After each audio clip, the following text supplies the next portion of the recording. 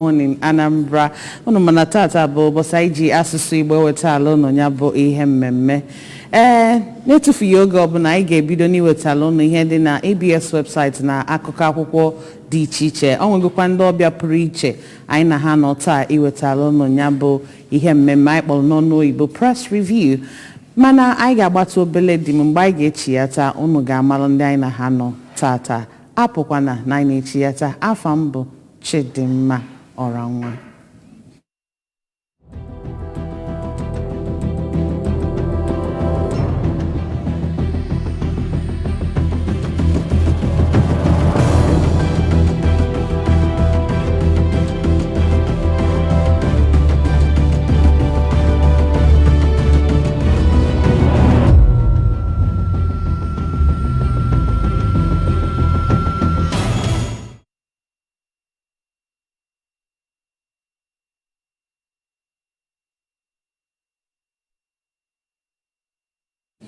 Ọ dị mma daalụ Nneka na-esonyela anyị n'ihe mmemme anyị n'ụtụtụ a.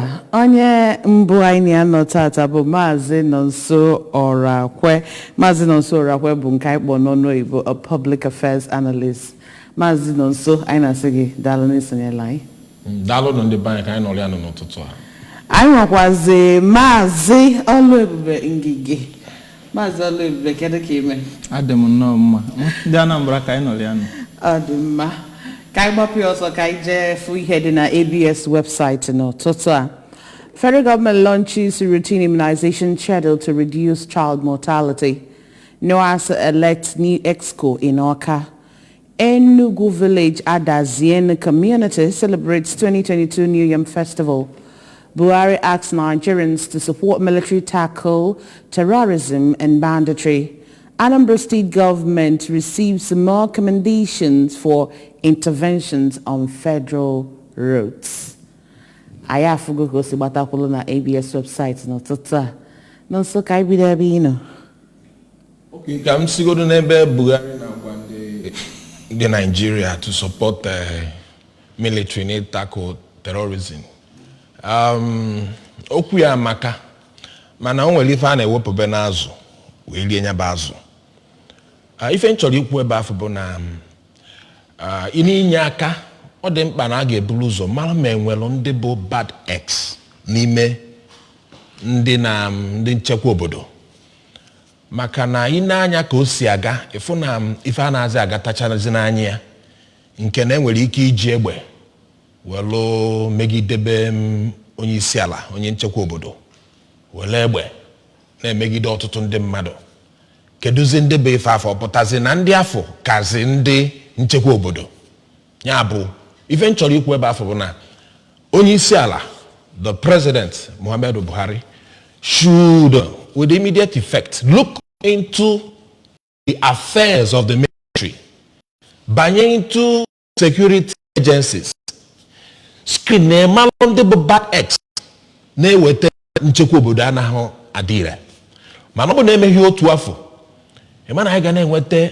result adịghị mma na ndụ ndị Nigerians as a country so na ọ dị mkpa dịsị ike ka abanye mmanụ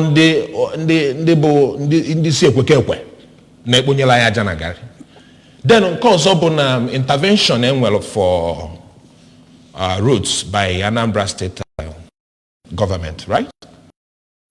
Ọ nnukwu ihe maka na onwezi ebe anyị ga kene Soludo for that intervention.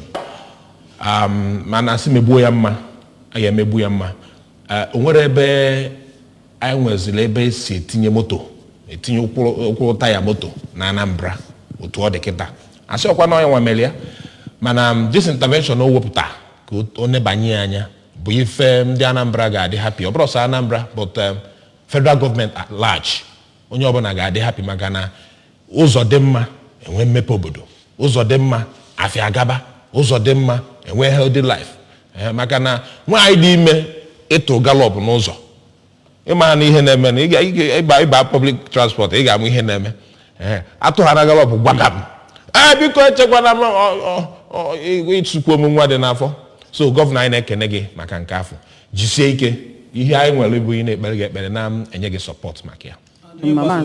azụ okwulu kịta ị na akwụkwọ akọ nke maọbụ n'ihe isi nke mgbe ịsalụ ịgba ọgwụ iji mee na anwụ okwulu ifu na ọ bụ ya na ajọ ụzọ nwere ike iso ihe ga-eme afọ ịghọtara ka mgbe isi na-abata akwa nwanne ụnyaahụ ụdị ajọ ụzọ nwaanyị dị ime nọ n'ime moto na-etiso mkpu ya bụ na ọ bụ naanị ịgba ọgwụ na ọ nwekwara ụzọ ndị ọzọkwa nwaanyị nwekwara ike isi chọba nwa ya achọba nne jide nke ahụ iche n'itinyekwa okwu ọzọ n'ihe ikwu banyere oku Buhari kpọrọ ka ụmụafọ Naijiria nyelu ndị ọchịchị ndị nchekwa obodo aka ime obodo dị mma n'ịgbaso ya ikwuru ihe mara mma ya bụ kedu ka obodo ga-esi nye olu nchekwa aka n'ime gaa n'ihu. Nke mbụ bụ inye ha izigara ha ozi dịka ihe a na-akpọ informant, izigara ha ozi na eke ihe si eme na eke ihe si eme. Mana ya ma n'obodo a ọtụtụ mgbe ka ndị mmadụ tipugoro mkpu tikuoro ndị nchekwa obodo na ihe na-eme na ihe na-eme ụfọdụ azaghị. Anyị cheta nke mere n'Enugu mgbe o mere gọvanọ Enugu si na ya welu ekwentị kpọọ onye isi a azarọ, kpọọ onye isi ndị uwe ojii, onye isi ndị uwe ojii azarọ, ganyekwa na ndị omekome emecha ihe ha na-eme naba. Nke mbụ. Nke ịbụọ bụ ụzọ ọzọ obodo nwere ike isi nyelu ndị nchekwa aka wee mee ka nchekwa obodo maa mma bụ isi obodo chekwaa n'onwe unu. N'oge anyị nọ ugbu a o kwesịrị ka gọọmenti malụ na orugo mgbe a ga-enye gọvanọ steeti gasị ikike ineba anya n'ihe gbasara nchekwa obodo ha. Ọ gafee ego na ndọrọ ndọrọ ihe gbasara politiks maọbụ ihe na ọ gbago n'ihe gbasara ndụ mmadụ. Ị na-ekwu ihe ọtụtụ ndị amaghị ndị ihe ekwe na-akwa na-asị gị naanị gị jee weta PVC. Ị na-eweta naanị PVC ọkwa ị ga-adị ndụ ruo mgbe ahụ wee tụọ vootu. Ya bụ na ihe gbasara nchekwa dịgadelu mkpa dịkarịsịa ihe niile.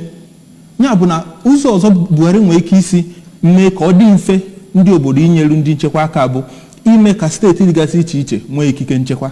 N'inwe ikike nchekwa gọvanọ dịgasị iche iche ga-ama ndị nọgasị n'ime obodo ga-enye aka ime ka ọchịchị nakwazi nchekwa bụrụ ihe gaa n'iru. Ọ kwụsịkwa ka ọ ha m n'ọnụ. Ọ dị mma na-atụfughị oge ọbụla ka anyị gbapụ ọsọ ka anyị gaa na akụkọ akwụkwọ nke mbụ n'ụtụtụ anya bụ Daily Sun newspaper. Ma gị cheta na ị nwere ike isonyela anyị na ya bụ ihe mmemme n'ụtụtụ a. Akara ekwentị ị ga-eji wee kpọọ anyị dị n'iru onyonyo gị. Ọ bụ na o nwee ihe ịchọ itinye ọnụ na ya ịkpọ anyị na akara ekwentị a anyị ga-aza gị. Ọ dị mma Daily Sun newspaper ọkpụrụkpụ okwu dị na ya n'ụtụtụ a na-ekwu ballot snatchers, vote buyers risks 20 and 15 years jail term as Rep moves against electoral offenders. INEC seeks clampdown on sponsors. IPOB goes after kidnappers of 4 Reverend Sisters as abductees regain freedom. PDP BOT chair insists Ayu should go. Wike can't decide Rivers vote. Lamido. Buhari reiterates commitment to tackle banditry and terrorism. Editor Serap sue Buhari, MBC, others over plan to shut 53 broadcast stations. U.S. signs pact with federal government to return $23 million Abacha loot. Nonso? Okay, ballot snatcher, vote buyers risk 15 years jail term. I think onya ka enwelo public hearing na committee ewepụtala ga-enebanye anya bụ ndị ga-enebanye anya banyelu electoral offenders, you know, and ya bụ ọnọdụ ndị vote not fight nke NDI na USAID wepụtakwala ndị ga-anọchite anya fa na Abuja na ya bụ ọgbakọ. Ife abụ ife anyị na-ene anya ya sinsi maka na oge ndị gara aga ọ bụrụ na enweghị iwu nọ na enwere iwu mana nsogbu enwere mgbe afọ bụ kedu onye ọ dị n'aka ime ka iwu a dịre. Nke abụọ ndị dara iwu afọ kedu ya ndị mmadụ anaghị enebanye anya chacha which na ihe apụtacha na Electoral Act mana kịta ha na-achọzi kedu ndị ga-eme nwunye ndị a ga-ahanye ya n'aka. Ọ bụghị ndị polisi, ọ bụghị ndị amị anaghị na-eme election. Polisi n'onwe ya na m atụ ụjọ maka na onye richi ọnụ onye nyechiri mmadụ ọnụ ya asị onye afọ ji ejide onye nyechiri gị ọnụ efughị ya. So anakwa m ekwu na ndị a na-enyechi ndị polisi ọnụ nọ inu ka ntụ. So ihe na-achịkọwa ebe afọ na ọ dị mma nya bụ kọmishọn ewepụtara ka fa na-abịa nye anya. So ọlụfa bụ ịfụ na nya bụ onye dara iwu na-ejidere ya taa anya afụfụ kwesịrị. So that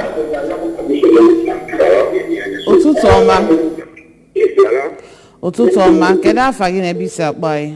Biko ịchọ ịkpọ anyị si na ebe TV gị dị pụta obele maọbụ gbatue volume ọfụma ọ ya bụ ị na-ekwu okwu ka anyị na-arụ ihe ị na-ekwu. So ya bụ na atụmatụ afọ dị mma 15-20 years na ife ndị ọzọ dị mma nọ na ana m echezi ka ọ bụrụ ihe a ga-apas suchie adịghị ka ha conclude chali ọfụma ụnyaa mana otu ọbụla ọ dị na ifefa wepụta dị mma maka na ị na-anya ụmụ iwu anụnwa nwere ike ịgwa mmadụ na pụtaba ma ọ bụ jebe. And another thing bụ na emesi anya ya dị na ka ndị emere eme anyị nwere iwu na Naịjirịa mana ị na-anya iwu enwere na Naịjirịa efu na onye isi ala ga-ebidogo daba iwu afọ. Ndị gọvanọs adaba iwu, ministers adaba iwu, senators adaba iwu. How many of these senators or governors nwere ike ịpụta na ebe enwere traffic lights chelu ebe enwe queue na-abụghị igburu wawa ndị enyere ikikere afọ bụ ndị nchekwa obodo nwere ike inwe emergency ma ọ bụ ndị fire outfit service nwere nyefe oghere imenwu such thing mana nke a bụ onye tiri iwu na-ada iwu.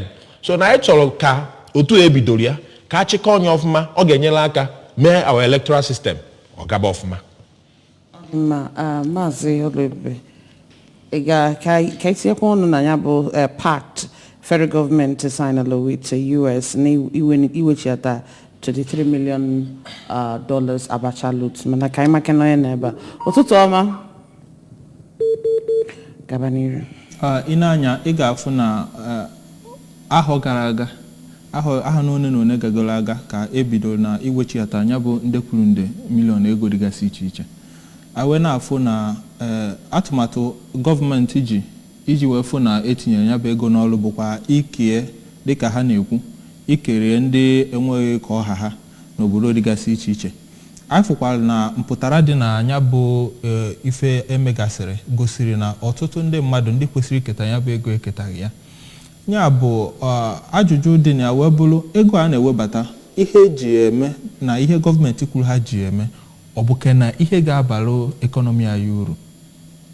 Ọ ya bụ ajụjụ ndị niile nọ n'isi ebe a ga na-ajụ maka na ị na-asị na ọnụ ego anyị kanye na nke dọla na-adazi ada hie nne. Ị na-asị na ihe ga-ebulite na-abụkwa ime ka ọtụtụ ihe a na-emepụta n'obodo gafee n'obodo nke ọzọ ị nabata ha ọnụ ego nke ha o mee ka ọnụ ego gị gbagotetu. Ị na-anya ịfụ na ego niile a na-ewebata o nweghị ebe kwesịrị bara uru ọ na-aba. Iji kwuo eziokwu ọtụtụ mgbe gara aga ka anyị nọ na ọtụtụ akwụkwọ eji gosi etu esi agbakọ na mwepụ n'ihe gbasara ego batara abata na nke pụrụ apụ na gọọmenti na akịka tarịa. Ọ ga-abụ kedu ka ndị a na-achịzi ndị tinyere ndị a n'ọchị ga-esi mazi na ndị a na-achị ha ọfụma na ndị adara achị ha ọfụma. Ịfụ na ọtụtụ ego a niile ma ndị ewepụtagasịrị ndị dịka ANIJ ndị dịka UKAID ndị ewepụtagasị na-eneba anya n'ihe gbasara etu ego ahụ si bata nakwa ka esi tinye n'ọrụ. Ọ da-adị m ka a na-agwa ha eziokwu n'ihe gbasara etu esi eme ya bụ ego. Ọ dị njọ onye nọ n'ọchịchị iwere ego zuru ya n'ori jezupụga na mba ofesi mana ọ makwara mma na gọọmenti nwere ike ịchọpụta ya na-ewechighata ya azụ mana ihe jọkwara njọ n'ime ya bụ na iwebata ya itinyere ya n'ọrụ n'ebe o kwesịrị. Ọkwa ya bụ ihe jọrọ njọ n'ime ya and ọ ga-eme ma onye na-enye ma onye dịrị enye pasentị inyere ndị ọzọ ga-akarị pasentị 10 n'ọnụ. Ka onye anyị na ya nọ n'ụtụtụ a ọ dị mma ka anyị gaa fụ ihe dị na National Star newspaper. EFCC kicks as ripe. INEC backs proposed electoral offences commission. Nke abụọ dị n'iru National Star n'ụtụtụ a. Commission's duties already under EFCC ICPC schedule. EFCC boss Bawa. Why INEC can't prosecute electoral offenders? Reps propose 20-year jail term for offenders. Ifeona Mbagotaya for 2023 Tinubu lobbies Wike Autumn Makinde in London. Kidnapped Imo Catholic nuns regain freedom. PDP unfair to South, says BOT chair. Federal government to spend recovered $23.4 million Abacha loot on Lagos Ibadan Road, Second Niger Bridge, and Abuja Kaduna Road. Mazi, how do you want to go about the judge? Okay, ihe ọzọ a ga-enebakwa anya bụ ihe gbasara EFCC na-eme ngara maka na reps ewepụtalụ atụmatụ ọzọ iji nebara anya ndị nnupụgara isi n'ihe gbasara atụmakwụkwọ vootu. Kedu ihe ha na-agbakasịrị arụ? Onweghị ihe ha ekwesịrị ka ha gbakasị ahụ maka na ihe dịkwa n'ọrụ bụ eke ya eke o wee baa ole sikwa na enwere ihe ọzọ ha bụ n'obi ha ji chọọ ka anya ha na ntị ha na ọnụ ha dị n'ime ya bụ atụmakwụkwọ. Ị ga-esi aṅa asị m na ọ bụ na ndị etinyere ndị akwagoro n'ihe gbakasị imebi iwu obodo na-ewepụta ndị ga-enye aka n'ụfọdụ ihe dịgasị iche iche. Ọ ga-enyere EFCC aka inebe anya n'ihe ndị ọzọ ha nwegasịrị gbasara ọnụ ego ma ihe ejigasị ego ma ojoro dịgasị iche iche ma biznes dịgasị iche iche ma ihe gbasara ndị nọ n'ọchịchị. Ya bụ na ha ga-ewepụ aka n'ihe gbasara atụmakwụkwọ maka na ihe atụmakwụkwọ elekshọn a bụ ihe o bukarịrị akarị and no etu ha si mee ya ka e nwee ife ọzọ ndị ọzọ kwụrụ onwe ha ga-eneba anya na ya ọ magburu onwe ya ana aga m asịkwa ka proses niile anwa atụmatụ ụzọ ọbụla na nkere etu o si na-aga ha gbaa ya n'anwụ dịka nsi fụkwa na Delta steeti si na ha ga-ebido wepụtaba afa ndị niile na-awakpo ndị ejidere maka mwakpo ife ọdịnelu da National Star na keme agbazie ya n'anwụ maka ya bụ ihe ọjọọ ọgba afọ bụrụ omenala ndị a niile afụrụ n'ọha na-ebu ndị na-emebi obodo si gbabasịa ha n'anwụ. Before I go back to Kamala Neba, ụtụtụ ọma kedu onye anyị nọ? Okwu gị nke bụ eziokwu bụ na ị na-anya mgbe emelụ primaries na different political parties EFCC fọrọ otu ya bụ azụmahịa siga ihe anyị nọ bụ na fa batara mana ya anụghọzi alụlụ efugi ya so iji gbakwunye ego okwu gị ihe ọ pụta bụ na akafa na ọlụfa eluteghị ebe afọ thank you. So ihe ha ga-eme bụ ịkwụ aka Pontius Pilate hapụ ya bụ ngalaba ka kọmishọna anyị establish anyị ọrụ ya. Ka onye anyị na-anọ n'ụtụtụ a kedu afa gị na-ebe isi akpọ anyị? Ụtụtụ ọma, kedu afa gị?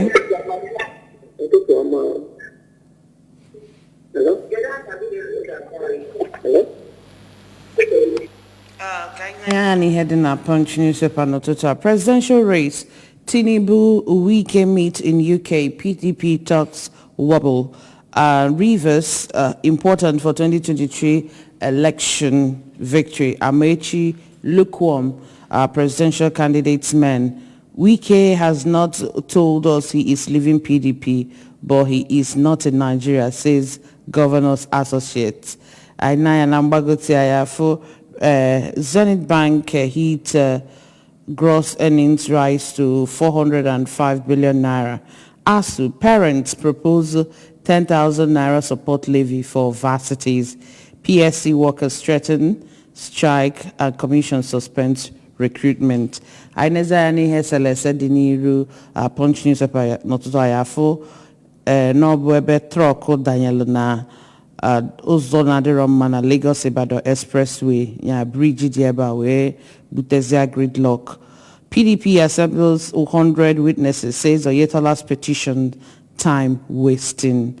And cultists shoot rival dead in Lagos restaurant, suspects nabbed. Ụtụtụ ọma. Kedu afa gị na-eme isi akpọ anyị?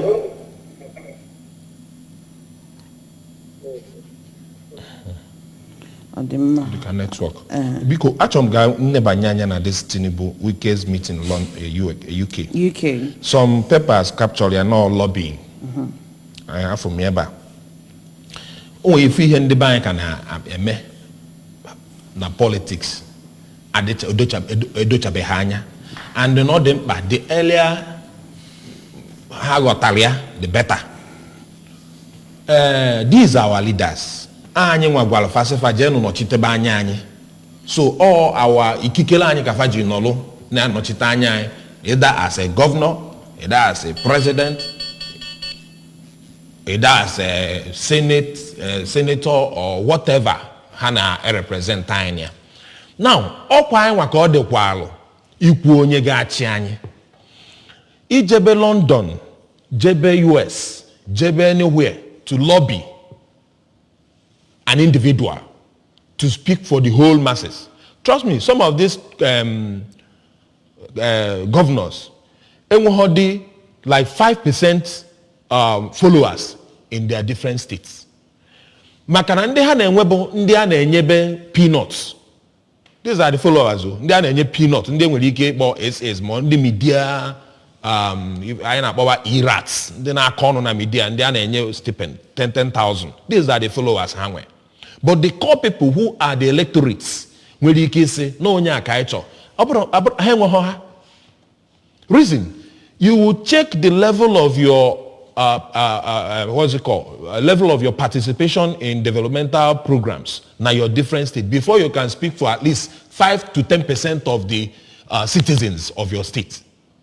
Now, abịa na-ekwu ya na ha je lobby, or na alọbicha nwike ma lobby whoever, ọ natazie na state, kwalụ mmadụ otu a, kpadi ya n'ọnụ, jee si ya na onye ga-atụrụ vote. So I want them to change that mindset, that being it structure or being it, the structure we are talking about, apart from ndị na-use it as a slogan, is me and all of us seated here. So we are to decide who takes the mantle of the leadership, or who takes the position they are available for election or whatever. So what I'm trying to say is this: onye ọbụla, our leaders should sit back and think. And with what is happening in Nigeria, is no longer business as usual. Now, you will Governor Otom, or you will Governor Obi, or you will Governor Ada. It's not the issue. The issue is about the people. And since we have said that now democracy is the government of the people, by the people, and for the people, this is now people are crediting that they have the powers to select their leaders, or to choose their leaders, or to elect their leaders. So not by having meeting elsewhere. Any meeting outside this country about this election is null and void. Guy Fiat in a Nation newspaper, no total PDP crisis. Stop bragging. Lamido tells Wike supporters. Ex-governor falls PDP BOT chair, stands on party leadership. ASU plans indefinite strike. Congresses end in 123 branches today.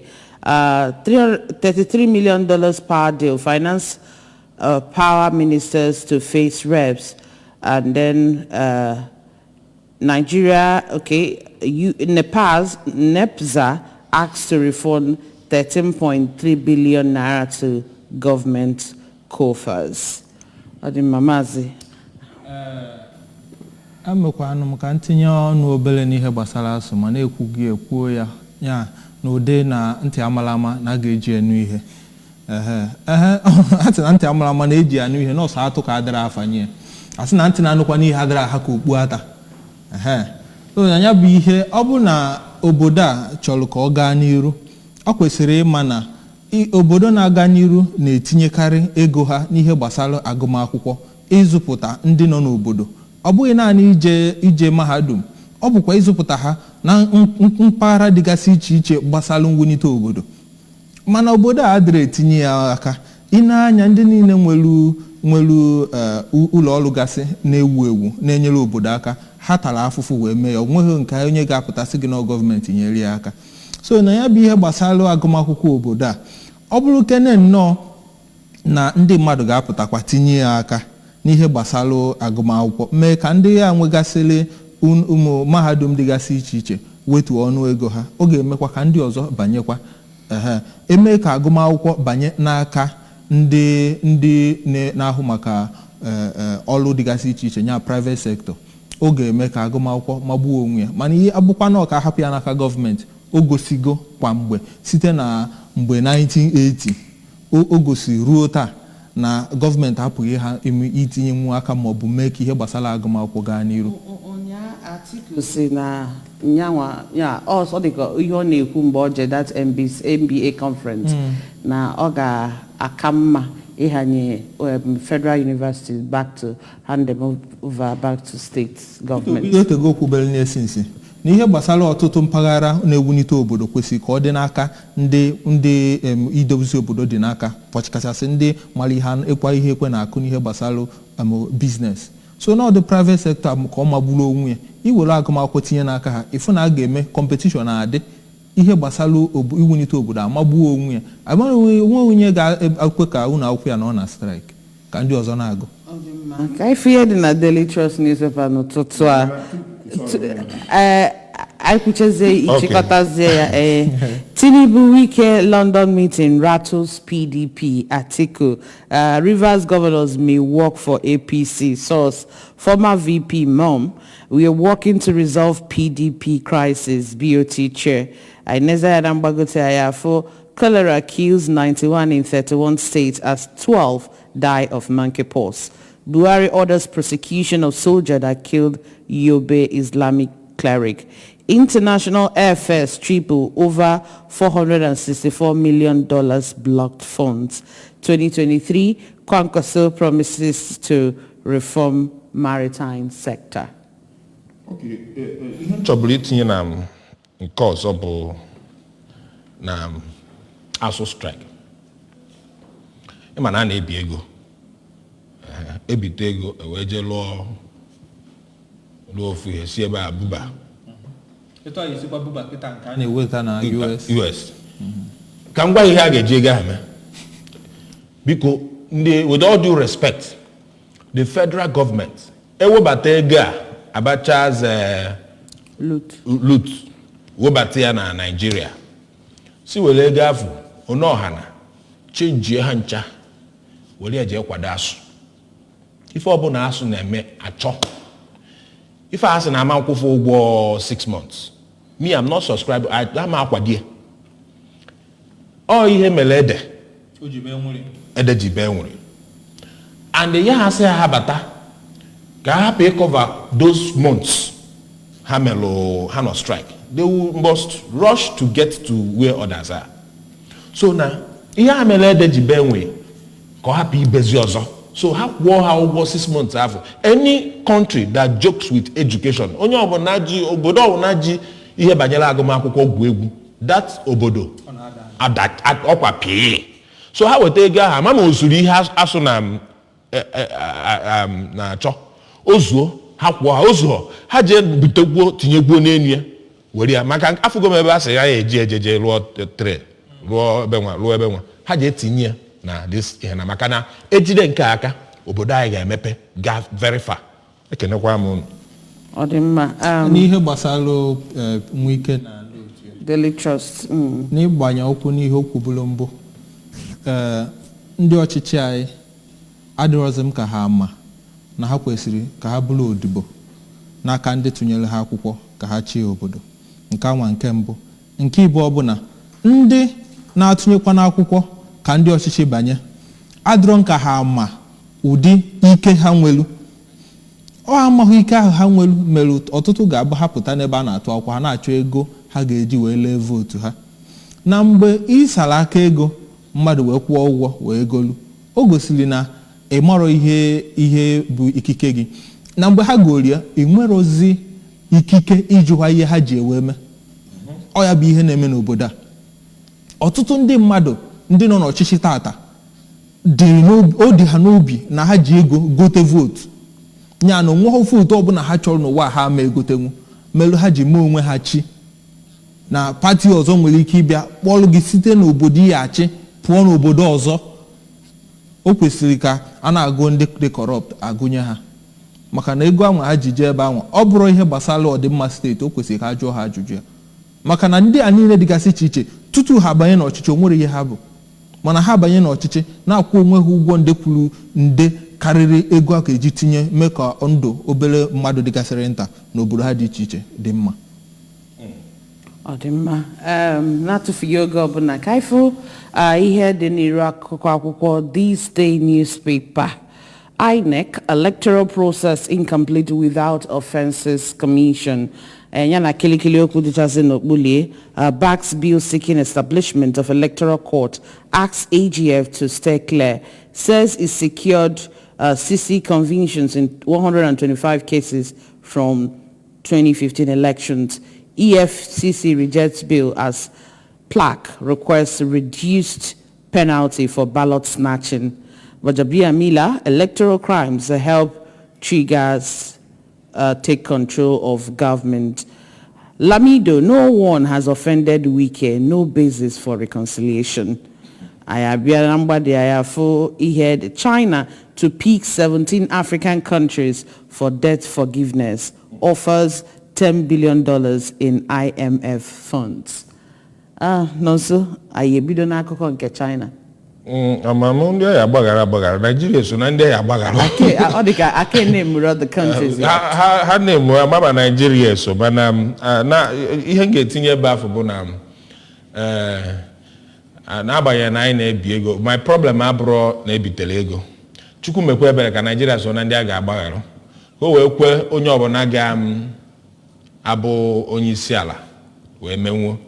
Mana ihe na-achịkọwa ebe afọ bụ na ọ bụrụ na agbaghalụ ọ bụrụ na China agbaghalụ si biko ya bụrụ na afa Nigeria dị ya ka anyị soro na ndị a ga-agbaghalụ mana nke dị mkpa bụ na Nigeria ebe ọbụla a na-ebite ego ebe ọbụla a ga-ebite ego n'ọdịnihu si malụ ife eji ego afọ eme maka na ọ dị ka ama m onye na-eme analysis wee na-akọwa ego Nigeria ji n'ụgwọ na-asị ihe na-ajụ onwe m kedu ebe ego afọ dị kedu ebe afọrọ ya n'anya o so na ndị agwọ n'olu so na ụdị ife a ka ọ hapụ iwe ihe ga-erepetikwa onwe biko China biko tinye na afọ anyị na ndị a ga-agbaghalụ onu ọka China na ndị ihe anyị na-ekwu anya na-ege ntị abịa n'ihe gbasara ihe a na-ekwu maka Wike na ime ịwụsa ihe dịka iwe ebu n'obi n'ebe ọ metụtara PDP nakwa etu primary elections wee gaa na okwu ndị ekwugasịrị n'ọnụ ịma na ekelu pati a ụzọ na-abụ ọ dịkagasị na enwere ndị nọ na otu Wike nwee ndị nọ n'otu Atiku ifugokịta na a ga-asị na ndị nọ n'otu Atiku na-ekwu na nsogbu adịrọ mana anyị kwesịrị ịma na ihe na-eme ka pati ọbụla wusie ike n'ihe gbasara atụmakwụkwọ ọbụla na-abụ ịdị n'otu nya bụ na ọkarọ mma na ha pụtara n'ilo na-asụ akwa ha na-akpasasị ha baa n'ime onye mara ebe ọ gwụla arụ o jebe aghachila akwa ya maka na ihe gbasara atụmakwụkwọ na-abịa n'ahọ na-abịa abịa ọ ga-asa onye ọbụla n'anya maka na akụkụ niile ha kwesịrị isi onwe onye sị na ọka bụ na ọ bụ na ọ bụghị ofu onye pụtara na isozi ọchịchị a na ọtụtụ aka ejego n'ilo na-ata ma ọka na-ekuni ụmụazị enu kama na ofu onye so azụ ọchịchị emego ka ihe niile abụrụ ihe dị very useless. So for me ọ bụrụ ije obodo mba ofesi n'ebe ọ dịkarịsịrị anya jee na-akpa ka gasị na ọgị bụ igwe na ọgị bụ eze ndị be gị gasị na ha ndị be gị enweghị uche ka gasị na ha mabere onye ha chọrọ ịtụnyere na ọbụza na ịbanye na pati ọzọ ịbatazi ha anabata gị o kwesịghị ka onye ọbụla nọ n'ọchịchị ma ekuchie niile bụ echiche ọ na-eche bụrụ dịka ndị tinyere ya akwụkwọ si chọọ ọ ga-eme ka iwu ni obodo gaa n'iru kasị ndị akwụkwọ ndị ọzọ kwa kama na ihe niile dị n'akụkọ niile abụ amago na gọọmenti anyị ọ na-akwadozi ịda pee kama na anyị achọbero iji ọkpa chọọ nya bụ ihe daa na mmiri. Ọ dị mma akụkọ akwụkwọ ikpeazụ anyị nwere tata bụ Daily Independent newspaper ya bụ okpuru okwu dị ebe a bụkwa ofu akụkọ PDP na Wike ka aka na-akọ ebe a then ifụkwa na ebe a na-ekwu that we can't prosecute or punish electoral offenders. Parties, others back establishment of Electoral Offences Commission. Federal government undertakers undertakers of privatization ready to take over public varsities, ASU. I baratara niya for ebe aneku PSC suspends recruitment of constables after IGP's protest. Fake news, misinformation, worsening insecurity. Minister Nepu. I've got a minister. Then I have Buhari orders military to hunt killers of Islamic cleric Al-Sani. And in my yabu, Ihaiwe Niraku Hauko Daily Independent. Kaine Kananya Nanyabu fake news, misinformation, worsening insecurity in Nigeria. N'anya n'ihe gbasara akụkọ a na-asị na ozighị ezi na akụkọ na-ezighị ezi ọ ya bụ fake news. O kwesịrị ka akọwa ihe bụ akụkọ na-ezighị ezi n'ebe ọ metụtara nchekwa obodo, maka na ọtụtụ mgbe ka a na-anọ ndị ntọ tọrọ apụta kwuo etu ha na ndị ntọ si jee, kwuo ego one ha kwụrụ, efo ndị nchekwa dị n'aka apụta asị na ọ dịghị ụgwọ ọbụla ha kwụrụ, na enwero ndị kwụrụ ụgwọ, na enwero ndị ị na-achịzi ndị nchekwa bụ ha bụ ndị tọrọ ndị a wee mara ego one ha kwụ, maọbụ ha nọ n'akpa ndị kwụrụ ụgwọ ebe ị nọkwa na ndị kwụrụ ụgwọ na-ekwu na ha kwụrụ ụgwọ.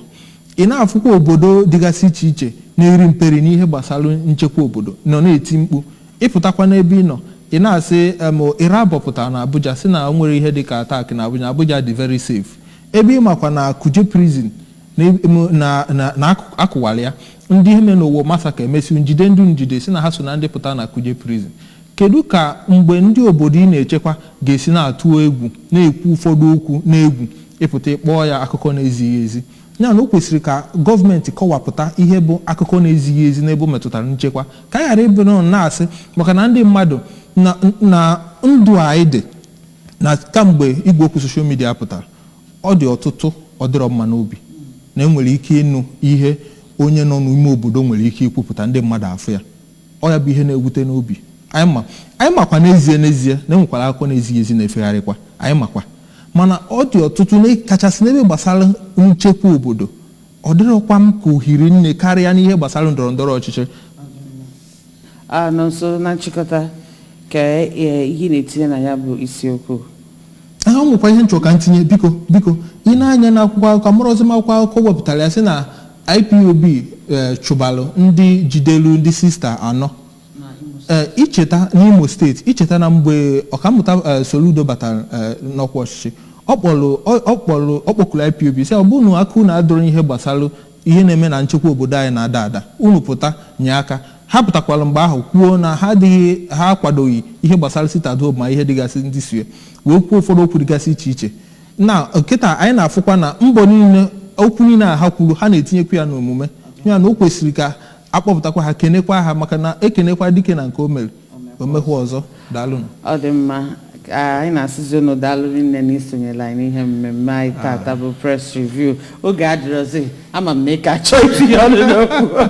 Oge adịrọzi, daalụ nne nọsọ na kwue, daalụ na isonyela anyị n'ihe mmemme anyị tata. Daalụ nọ, mata na we will vote. Anyị ga-atụ akwụkwọ, ọ bụghị ịnụ ọgụ. Adima, vote not white. Adima, Maazị Oluebube. Daalụ na isonyela anyị n'ụtụtụ a. Ndị be anyị daalụ nụ, obi tọrọ m ụtọ etu anyị si nọrọ ya n'ụtụtụ a, ka ụbọchị amalụ nụ mma. Daalụ nụ. Ọ dị mma ka anyị na-eweta ya n'isi njedebe ya bụ ihe mmemme press review n'ụtụtụ a. Afa m bụ Chidimma Ọranwa. Anyị ga-agbata obele dị m anyị na-chi ya taa. Anyị nwekwa ọkpụlụkpụ okwu ọzọ anyị ọnụ ga-eji wee nọkwa apụkwana maka na anyị na-echi ya taa.